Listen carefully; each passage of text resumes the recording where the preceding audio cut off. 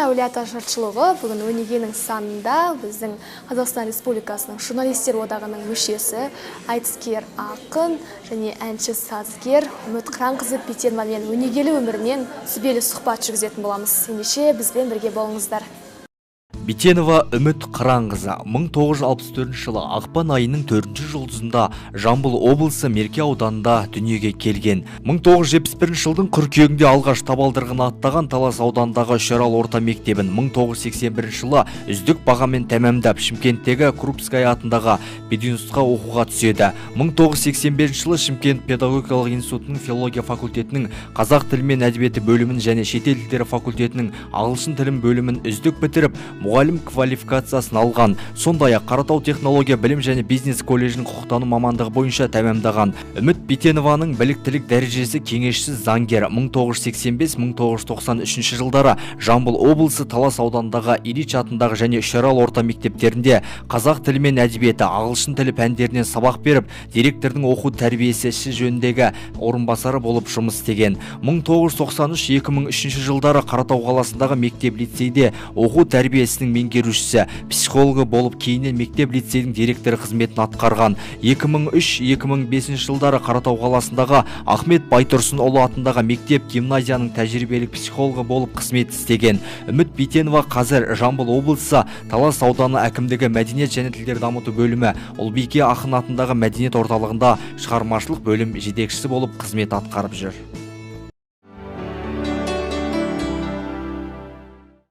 Үмітәпке, саламатсыз ба? Бүгінгі өнеге айдарына қош келдіңіз. Ең бірінші сұрағым осы, ең алғашқы әніңіз қалай жарық көрді? Қай жылы жарық көрді? Осы жайында айта отырсаңыз.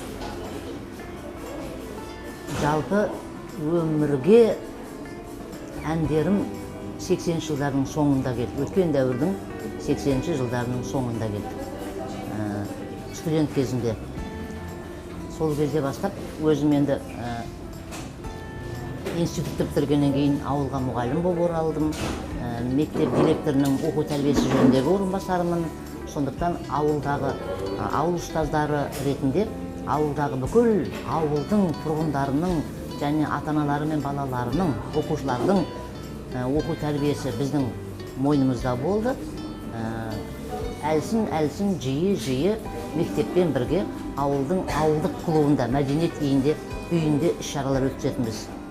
Сол кездерде айтып отырмын ғой, оқу тәрбие жұмысының меңгерушісі болғандықтан көп іс-шараны дайындау, сценарийлер дайындау, концерттік бағдарламалар дайындау, тәрбиелік мәні бар шаруалардың бәрі менің мойнымда болды.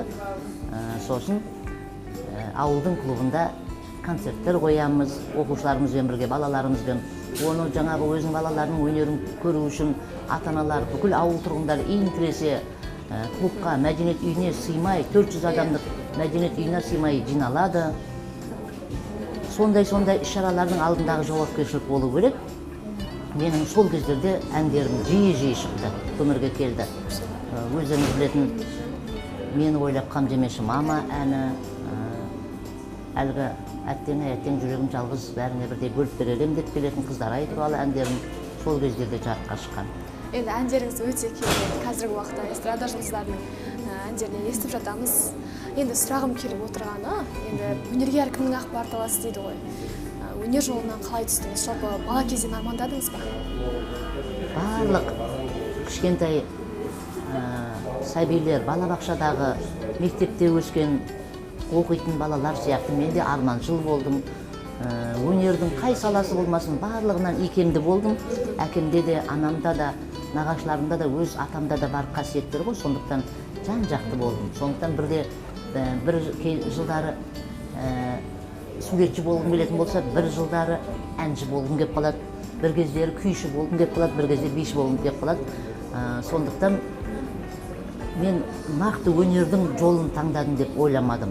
Мен енді кәсіби мамандығым қазақ тілі мен әдебиеті пәнінің және ағылшын тілі пәнінің мұғалімі болғандықтан мектеп тәрбиесінде, білім саласында ширек ғасырға жуық жұмыс істедім.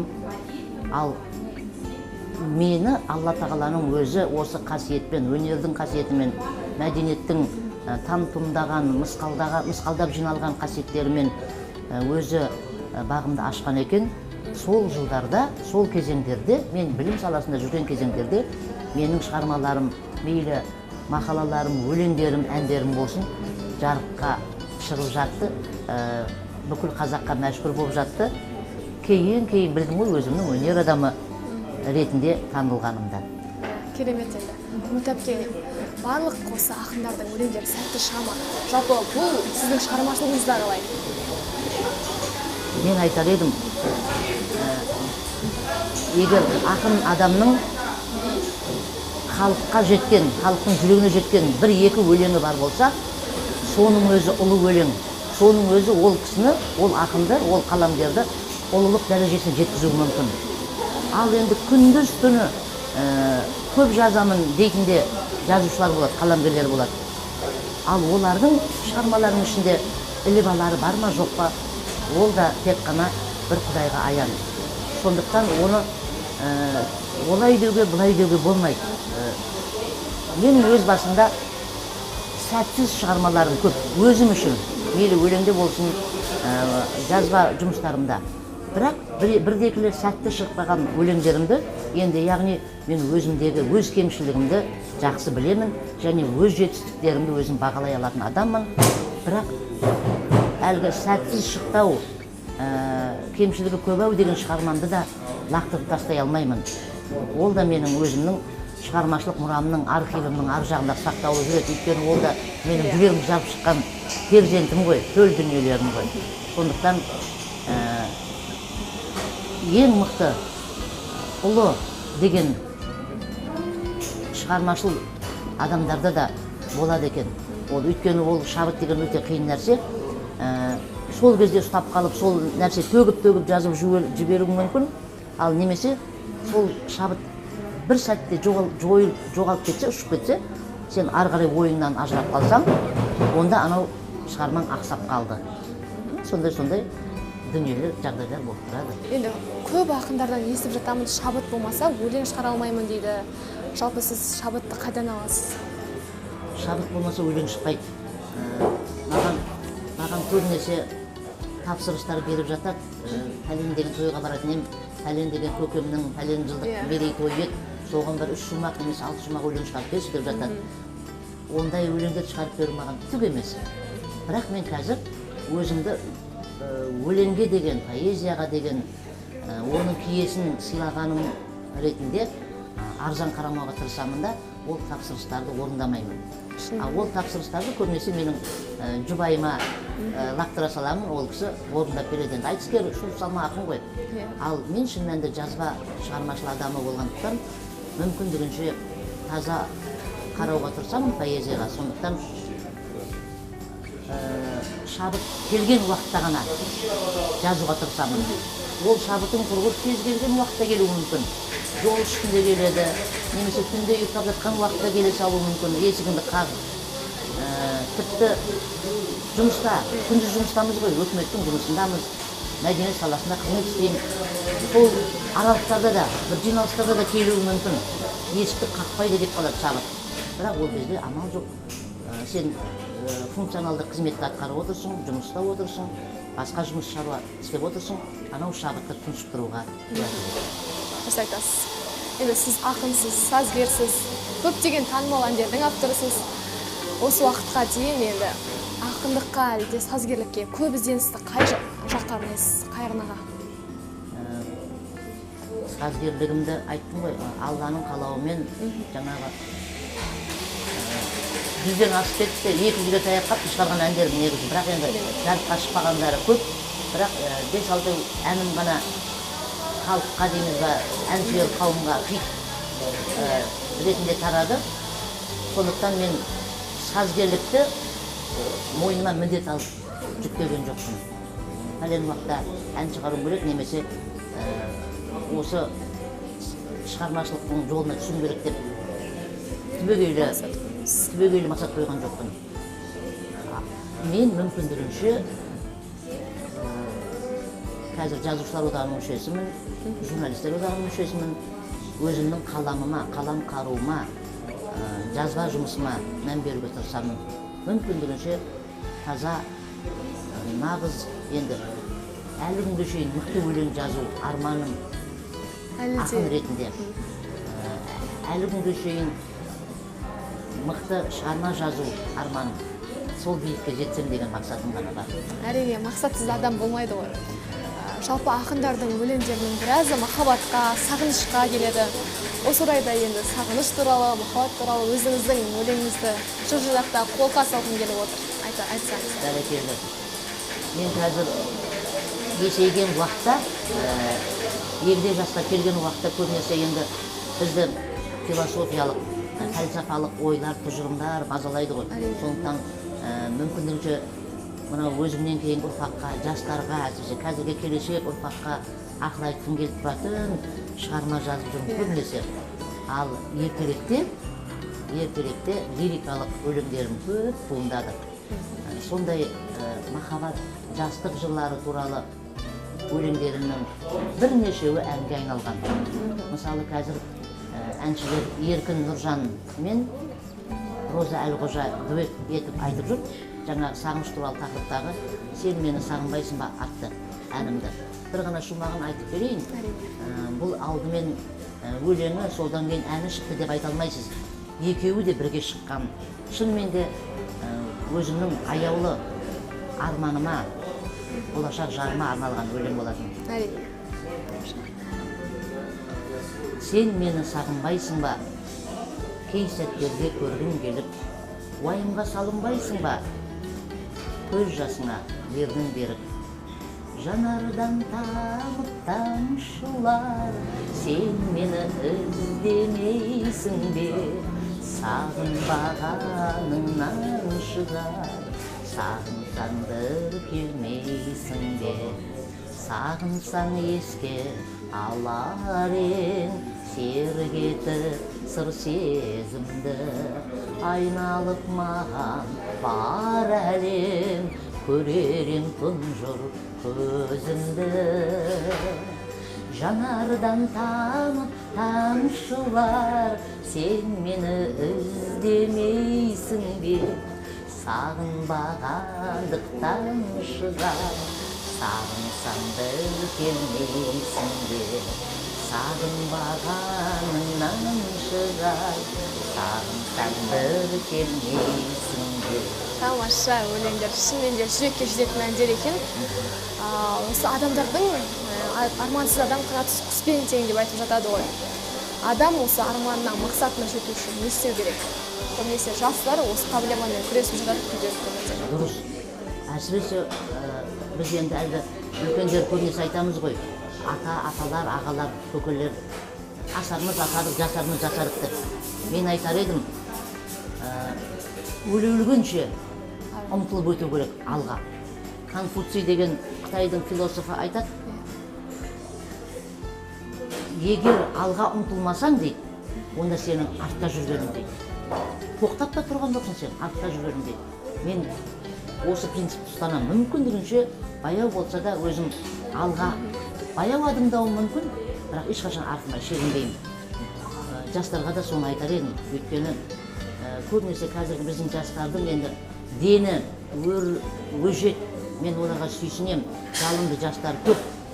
Бірақ